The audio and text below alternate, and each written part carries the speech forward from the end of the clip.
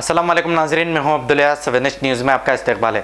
नारायणपेट से हैदराबाद जाने वाली रोड पर दो बाइक्स आपस में टकराने की वजह से एक शख्स मौके पर ही फौत हो गया। आइए देखते हैं हमारे नुमाइंदे मोहम्मद फेरोज की ये रिपोर्ट।